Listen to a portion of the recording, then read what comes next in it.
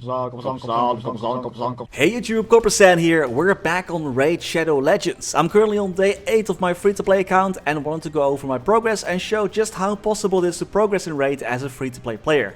This video is created in collaboration with Raid themselves, and they gave me a useful promotion link as well as a QR code in the top right corner of the screen that you can scan if you want to join in on the fun.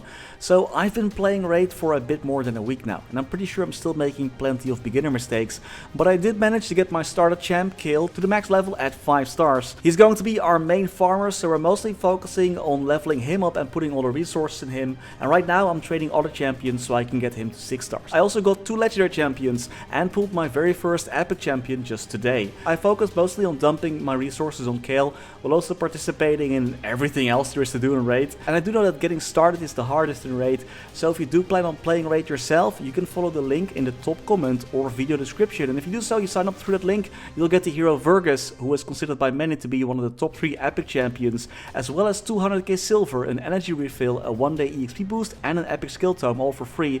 Those are all super useful resources, and once you hit level 25 you'll get the same rewards plus the champion Rector Drath, which is another super strong epic support. So with that out of the way, how good is Raid if you don't plan on actually spending any money? Like what does Progession look like? Is it fun? Like are you just stopped by everything? So far 8 days in, and I gotta say things are pretty manageable, but I did manage to run into my very first real blocker.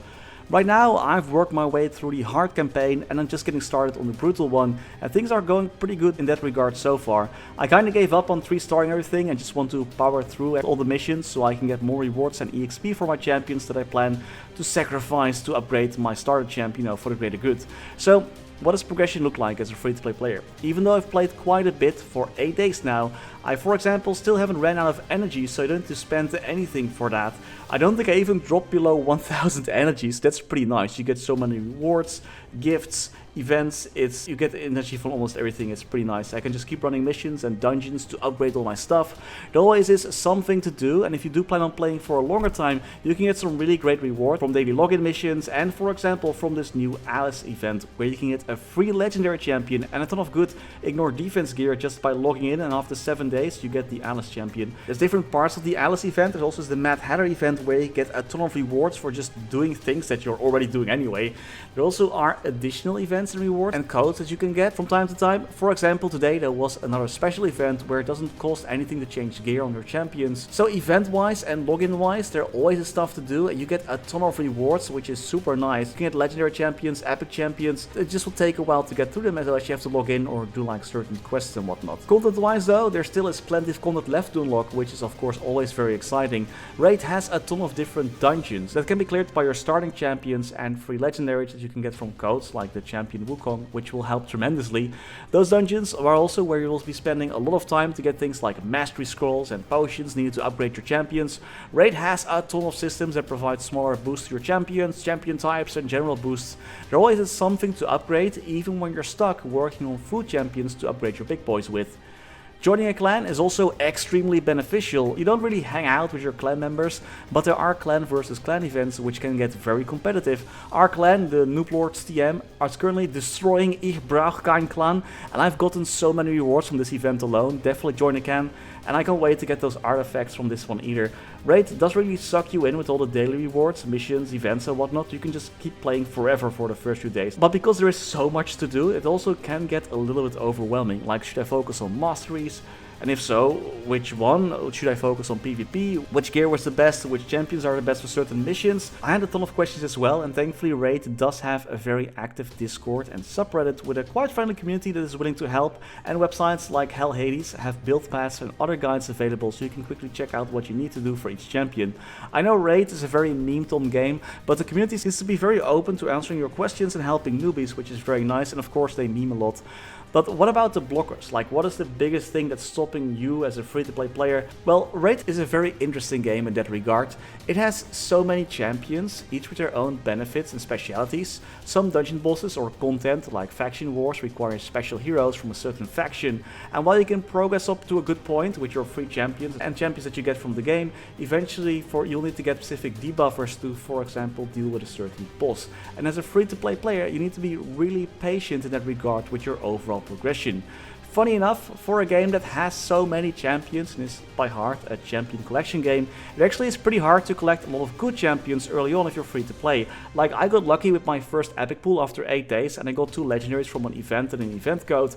But besides that, you'll mostly be getting common and rare champions. You really need to focus on your starter champion and farm the campaign missions and unlock new content to really start getting into the whole champion collection fun, which is going to be important later for the PvP meta as well. With Raid, it's all about the early game grind and getting your account powerful enough to then participate in all the events and content. Nothing wrong with it, but it kind of surprised me. Like, usually with these type of games you get like a ton of free gachas, legendaries and whatnot. Like, you have your full team built out by like a week. In Raid, that's not really the case. You really have to start grinding first, make use of different codes and events, and then slowly you build your way up. So grinding is what you'll be doing most of the early game. My first real progression blocker is getting my starter Kale to 6 stars. To do that, we need to sacrifice 5 5-star champions. To create 1 5-star champion, you need 1 max level 4-star champion and then 4 other 4-star champions to get it to 5 stars. To get 1 4-star champion, you need to get 1 max level 3-star champion and then 3 other 3-star champions to fuse it with. If you're still following, you need like so many champions to get 1 champion to the rank of 5, which I'm gonna need for my fusion. So it's a real grind fest. You just need so many champions. And of course, you're not going to sacrifice your legendaries, heck no. Another blocker is actually your legendary champions, because they require higher level upgrade resources, they require different skill tomes, they have different requirements when it comes to like ascending them, making it a lot harder to use them earlier on when you're still starting out. Later, once you can farm resources a bit better, you can start focusing on them, but first you have to focus on your starter champ, which is fine, but again, something to keep in mind. So yes, playing a raid as a free-to-play player is very doable if you focus on the right things. Don't waste your resources and participate in all the events that are out there to give out free champions and gear, like again for example that Alice event that I mentioned earlier in the video. If you worry about doing things wrong earlier on, there are plenty of creators like Raid with Ash and Game Leap that have a ton of guides available on YouTube. So you have to be quite patient. If you think you're going to have a full roster of legendaries by the end of the week without paying, that won't happen. If you're a new player, you can get at least 2 epics using my code, and then using events and codes you can get like Wukong and Alice after 7 days, which will help you a lot, but you won't be summoning a ton of like epic and legendary champions if you go this route. Just on a more personal note, also Raid's upgrading mechanics go way deeper than I imagined, and you're going to spend a lot of time figuring out what you need to do where and which champion works well against certain tactics like PvP tactics or raid bosses. At the beginning this is going to be more of a good to know, but I'll just ignore for now because my champions will blast through anything anyway kind of vibe.